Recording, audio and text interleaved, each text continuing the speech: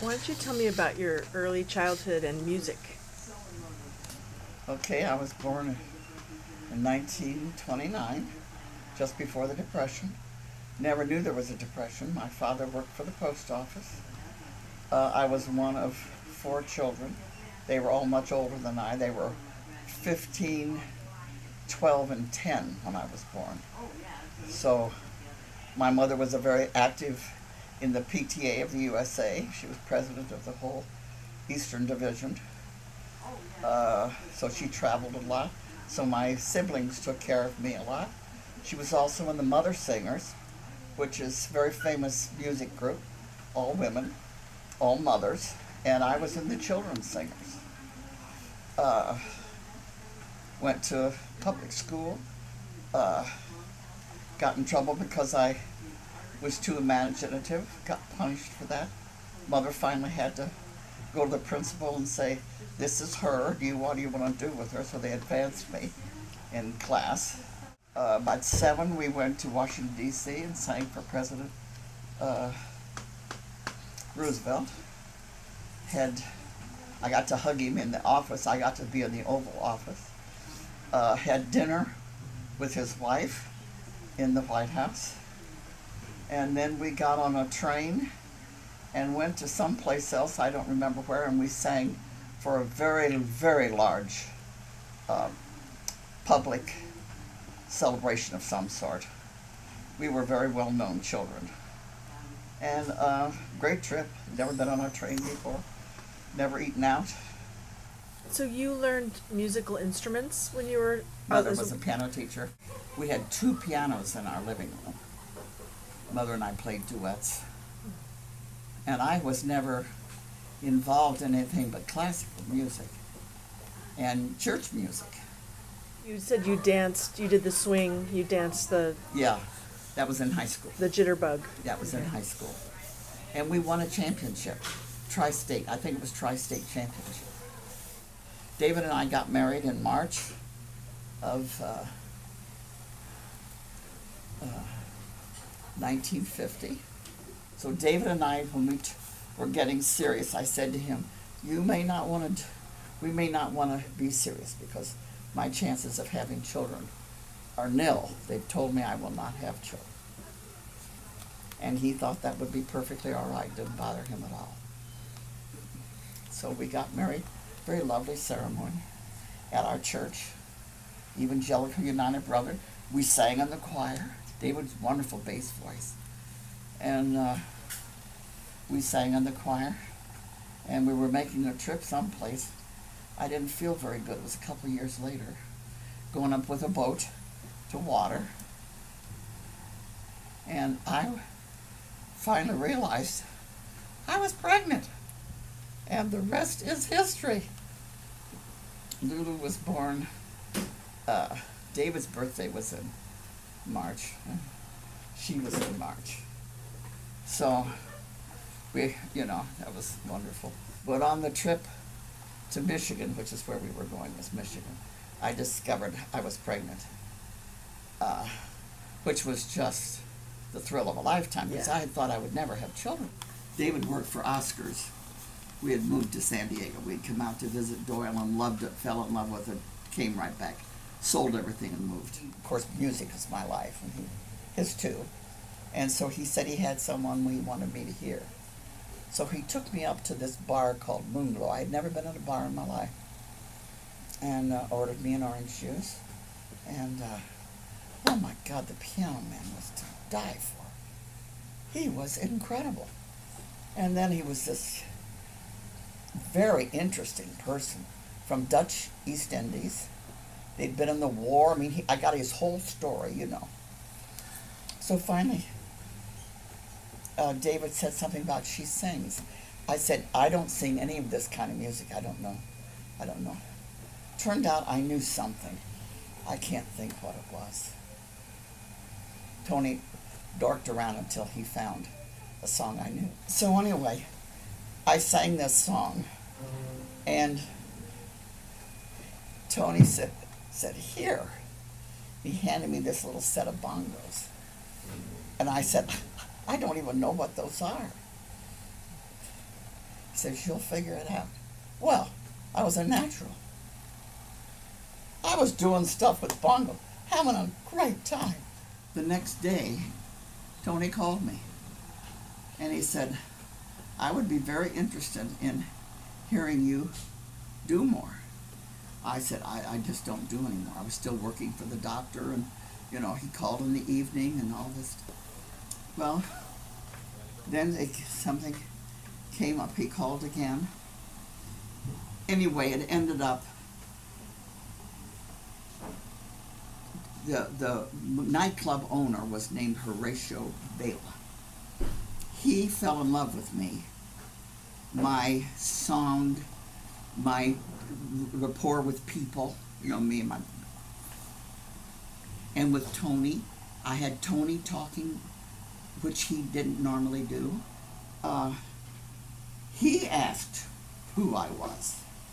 So between the two of them, the next thing I knew, Horatio came and got me. I had a babysitter for her to come and sit in. I don't have anything. He bought me a standing set of drums,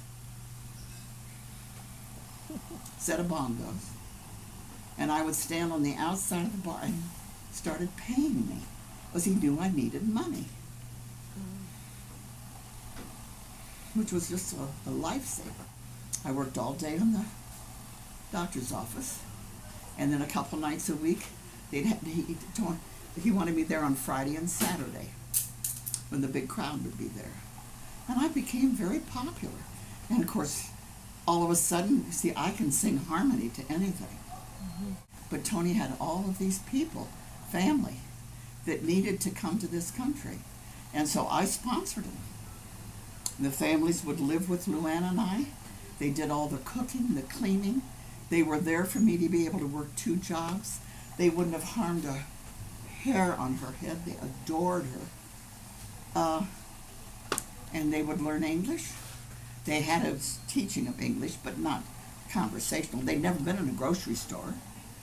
We were able to give them a life. Mm-hmm. And of course, Tony was thrilled. This was his family. And we had all of our music rehearsals were in our living room, piano, drums. Luann was right in the middle of it. She knows every song ever written.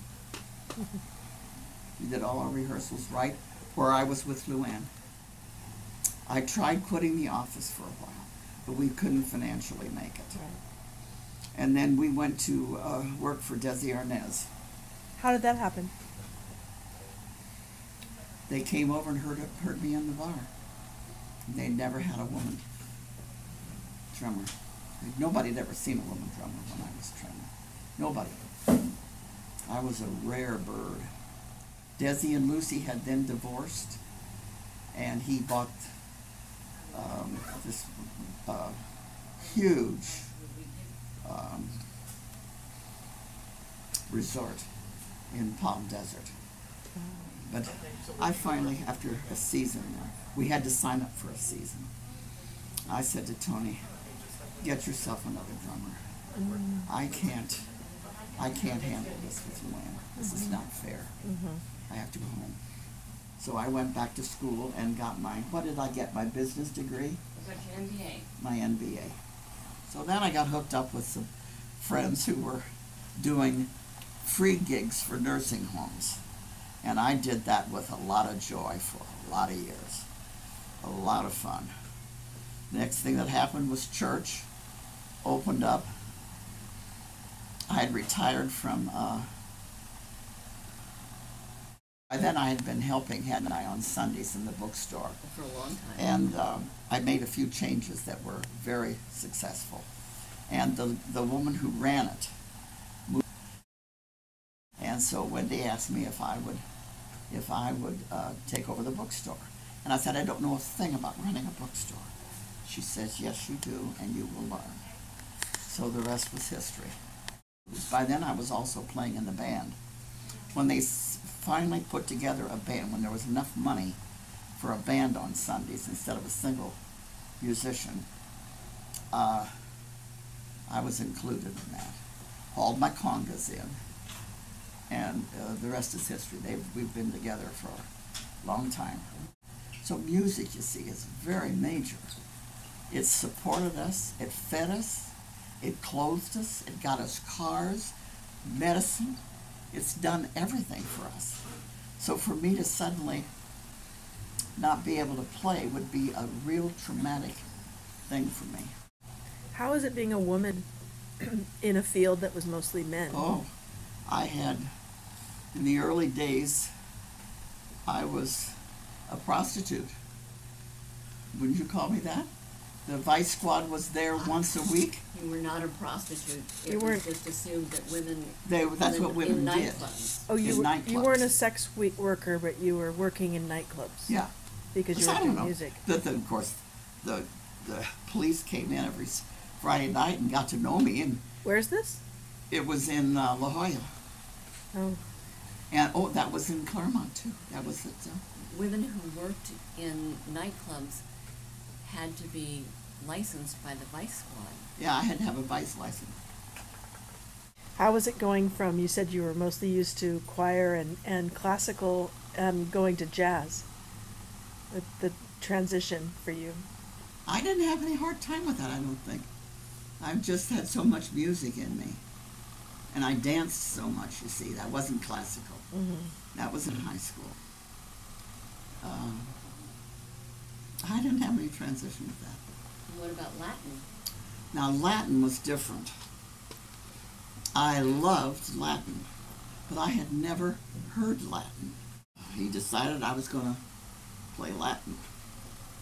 And he took me down after hours, remember, to Tijuana on a night after work. And we went to this bar in Tijuana.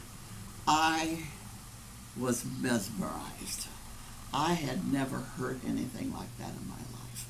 He had that little pair of bongos, you know, and I noodled around with that with lots of fun.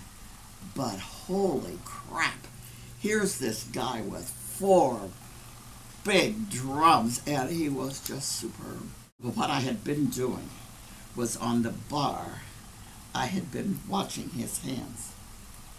I was watching his hands, not even aware that I was imitating him. Exactly right. So that's when Tony said, and he went. So I got up. Can you imagine this? I got up, stood up. I was used to going behind a bar, because see, they had a bar same way we did at work. And I got up behind that bar. I couldn't do 4, but man, I did 2. And he went over, and he kept playing. The piano man got a real hoot out of this. Again, spoke no English. Here's this redhead, dressed darky, playing his friend's congas. By the time he quit, Tony had ordered me a set of congas. And I found the 2, remember? And I have them to this day. That's what I play every Sunday. I cherish them. They're beautiful. Great sound. Everybody that plays them loves them. It ain't over yet, is it? It ain't over till it's over. No, absolutely.